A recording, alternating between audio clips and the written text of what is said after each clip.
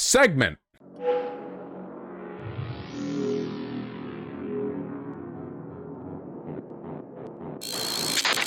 Folks, I'm not happy. How could this have happened after I said all of nothing about this? Who here knows about The Voice? Australia on Saturday decisively rejected a proposal to recognise Indigenous people in the Constitution, in a major setback to the country's efforts for reconciliation with its First Peoples. Australians had to vote yes or no in the referendum on the question of whether to alter the Constitution to recognise Aboriginal and Torres Strait Island people through the creation of an Indigenous advisory body, The Voice to Parliament. Australia's Prime Minister... Australia sounds harmless to us Americans, but they are crazy racist against their Indigenous people. I'm pretty sure that according to Australian law, Indigenous people were legally like plants or something until 1960. I don't know. Very, very racist.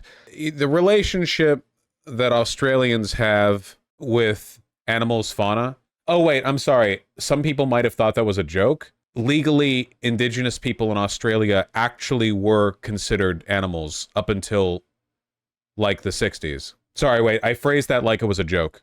Yeah, hold on. Australia, Indigenous... Oh, is this not true? Wait, it says, fact check. Oh, is this not true? I got told this by an Australian. The Flora and Fauna Act is a belief... the myth is a belief often repeated in public debate that Indigenous Australians were classified as fauna by legislation, managed by implemented. A fact check in 2018 found Aboriginal people in Australia have never been covered by a Flora and Fauna Act, either under federal or state law. Oh, okay, well that's good, I guess. I'll have to correct my Australian friend. Still really bad, though. Yeah, I guess they were actually less than flora and fauna. Well, now we know. They weren't classified as fauna, but they were still hunted for sport until the 1960s. Really? Yes. Well, that's not good. All right, moving on. Anthony Albanese. At the outset, I want to say that while tonight's result is not one that I had hoped for, I absolutely respect the decision of the Australian people and the democratic process that has delivered it. Australian media projected that at least 4 states would vote against altering the 122-year-old constitution, including New South Wales, Tasmania, Queensland and South Australia. A successful referendum requires at least 4 of the 6 states to vote in favour, along... Sheesh! Listen to this. The Coniston Massacre, which took place in the region around the Coniston Cattle Station, then the territory of Central Australia, now Northern Territory, from 14th of August to 18th of August 1928, was the last known officially sanctioned massacre of Indigenous Australians and one of the last events of the Australian Frontier Wars.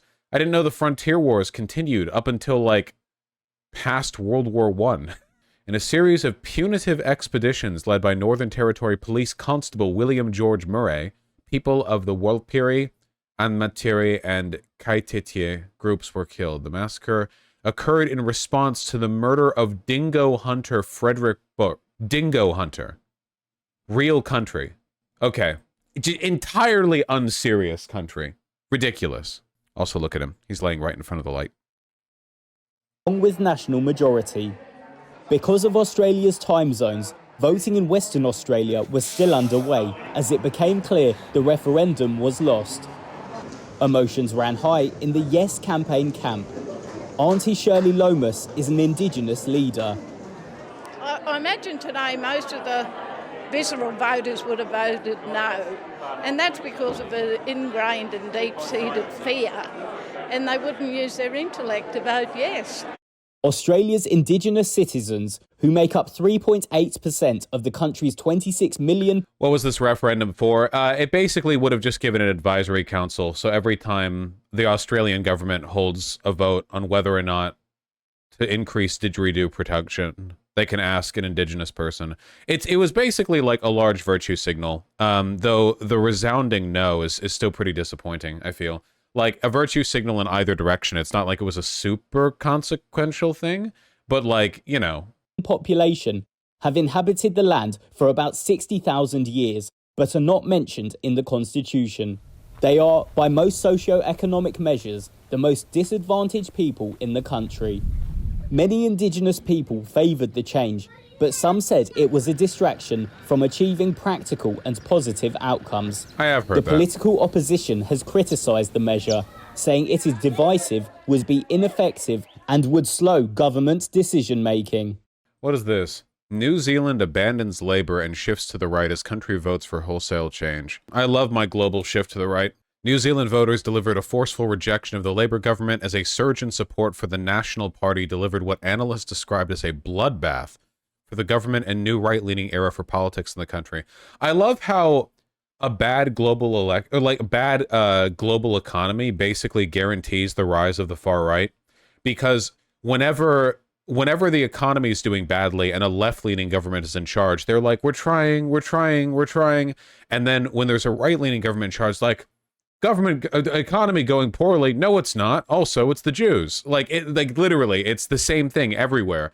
The left engages with the economic stuff and very rarely is able to fix it because it's tough to fix that sort of thing. And the right's just like complete denialism and ethnic redirection usually works. New Zealand's shift to the right ends Labour's 6 years in office, which coincided with the COVID-19 pandemic, the Christchurch mosque attacks, and the Wakari volcano eruption. I like how none of these are anything the Labour Party did. The COVID-19 pandemic, global. The Christchurch mosque attacks, not going to be fixed by voting for the National Party. And a volcano eruption. Like, oh, thank you, Labour, for all the work you've done. Maybe they mishandled the volcano thing.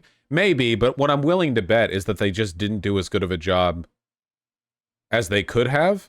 And now the cons are going to do a worse job. This happens every time. National was predicted to gain 50 seats. What the 50? They lost due to the housing crisis and cost of living crisis.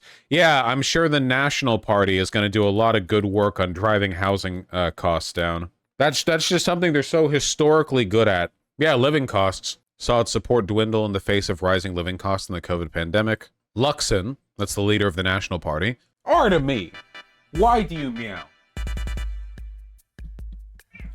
Yeah? Meow again. Meow again.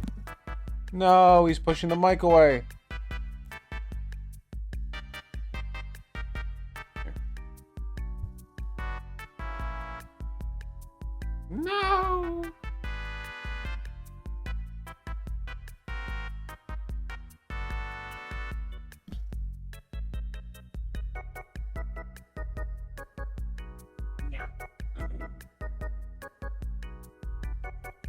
What a good baby. Quit meowing!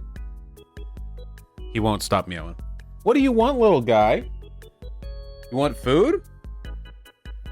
You want Slurpees?